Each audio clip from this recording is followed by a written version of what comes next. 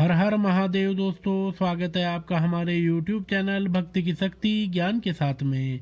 दोस्तों, आज के इस वीडियो में हम आपको भीम एवं हिडम्बा के प्रेम विवाह की कथा बताएंगे। तो चलिए जानते हैं। हिडिंबा पांडव कुल की सबसे पहले बनने वाली वधू बनी थी। लाक्षागृह यानी लाह के समान बने घर को जब दुर्योधन एवं मामा शकुनी की योजना के अनुसार जलाया गया, तब पांचों पांडव अपनी माता कुंती समेत उसी भवन में थे। इन सभी की हत्या करने हेतु ऐसा किया गया था। अपने सामर्थ्य एवं दैविक कृपा से वो वहां से बच निकले और भेष बदल कर रहने लगे। इसी क्रम में वे एक जंगल में पहुंच गए। रात अंधेरी थी और जंगल घना था।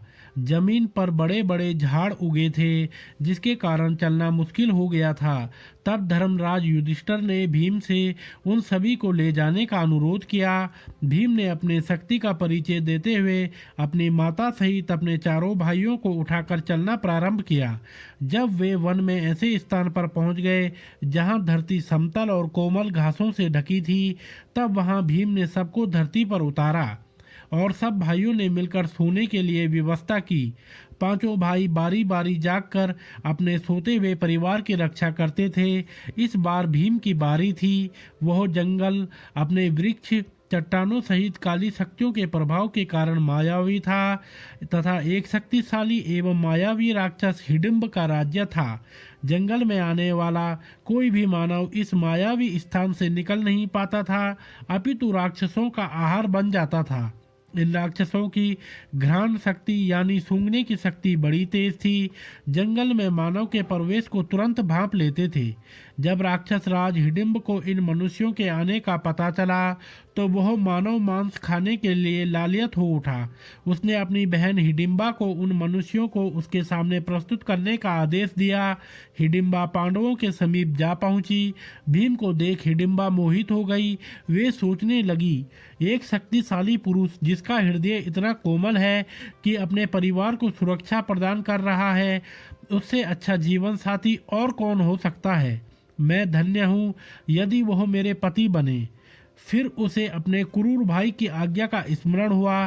देवी हिडंबा ने अपनी मायावी शक्तियों से स्वयं को एक सुंदर युवती में बदल लिया और भीम के पास गई। पहले जंगल में भटकी हुई युवती के भांति अनेक प्रकार की बातें कही। फिर जब भीम ने उन्हें रक्षण देने की बात कही, तब वो वहीं पर बैठ गई। हालांकि आराम कर रहे अर्जुन एवं युधिष्ठिर को देवी हिडिंबा पर धीरे धीरे संदेह भी होने लगा था, परंतु उन्होंने सुरक्षा को ध्यान में रखते हुए सोए रहने का स्वांग किया। आसपास क्या हो रहा है इस पर चुपचाप ध्यान दे रहे थे। इधर देवी हिडिंबा से भी यह सच छुप नहीं रहा था। तब उन्होंने भीम को बता दिया कि मुझे मेरे भाई राक्षस राज हिडिंब ने आप सभी को भ्रमित कर उस तक पहुंचाने के लिए प्रतिनियुक्त किया है, परंतु आपको देखकर मैं आपसे प्रेम करने लगी हूँ। मैं आपसे विवाह करना चाहती हूँ। मैं आप सभी को यहाँ से बाहर निकलने का रास्ता आपको बता देती हूँ। मेरा भाई हिडिंब बहुत ही पराक्रमी, मायावी और क्रूर है। उसके आने से पहले आप लोग सुरक्षित स्थान पर चलिए। भीम ने उत्तर देते हुए कहा, देवी, मैं आपको नहीं जानता, परंतु आपको इतना बता दूं कि हम पांचों भाई क्षमता में किसी से कम नहीं हैं। मैं वृकोदर किसी भी राक्षस को समाप्त करने में सक्षम हूं, इसलिए मुझे इनकी निद्रा भंग करने की आवश्यकता नहीं है। अब ध्यान से उन महान मनुष्यों को देखिए। वे धर्मराज मेरे बड़े भाई हैं। उनकी अभी शादी नहीं हुई है। मैं अभी किस प्रकार विवाह कर सकता हूँ। चर्चा चल ही रही थी कि राक्षस राज हिडिंब वहां पहुंच गया। अपनी बहन को ऐसे विभूषित देख वह क्रोध से भर गया। अपनी बहन और सभी पांडवों को मृत्यु दंड देने का निर्णय लिया।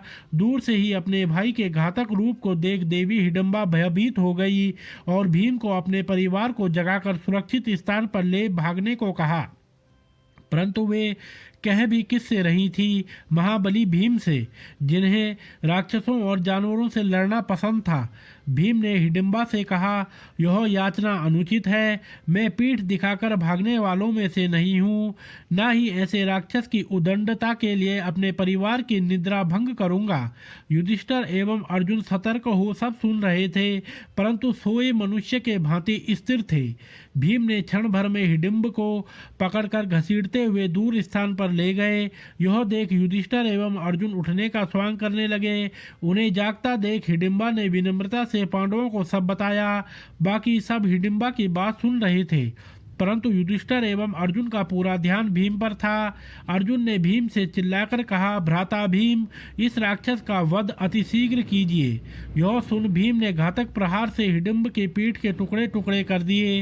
हिडिंब का वध होते ही सारे राक्षस भीम के सामने घुटने टेक बैठ गए और उन्हें अपना राजा मान लिया। तभी भीम ने कहा, मैं तुम्हारा राजा कैसे हो सकता हूँ? तुम राक्षस हो और मैं मनुष्य हूँ। तब उनके मंत्री ने कहा, हे राजन, हमारे यहाँ परंपरा है कि जो हमारे राजा को मारता है वही अगला राजा बनता है। एक शक्तिशाली राजा ही अपनी प्रजा को सुरक्षा प्रदान कर सकता है, और प्रभु आप तो राक्षस राज हिडिंब से भी अत्यधिक शक्तिशाली है। यह सुनकर भीम ने कहा, परंतु मैं आपका राजा नहीं बन सकता। तब फिर से हाथ जोड़कर उनके मंत्री ने कहा, राजन, ऐसा ना कहें, बिना राजा के प्रजा अनाथ हो जाती है, जंगल राज हो जाता है। इन सब बातों को सुनकर धर्मराज युधिष्ठिर ने विचार करने हेतु समय मांगा। तभी वहां देवी हिडिंबा आकर पांडु पुत्र भीम से कहती है, हे राजन, कृपया कर मेरे प्रेम को स्वीकार करें, मुझे अपनी पत्नी बनने का सौभाग्य दें। इस पर भीम ने कहा, ऐसा कैसे हो सकता है? तुम राक्षस कुल की हो, मैं मनुष्य हूँ, मेरे समाज में क्या तुम्हें वांछित स्थान मिल पाएगा? तब देवी हिडिंबा ने कहा, मुझे आपके समाज की स्वीकृति की इच्छा नहीं है, अपितु आपके स्वीकृति की इच्छा है। आप यहाँ का राजा बन मुझसे विवाह कर 1 वर्ष तक मेरे साथ रहें। जब मुझे पुत्र रत्न की प्राप्ति हो जाएगी, आप यहाँ से प्रस्थान कर सकते हैं।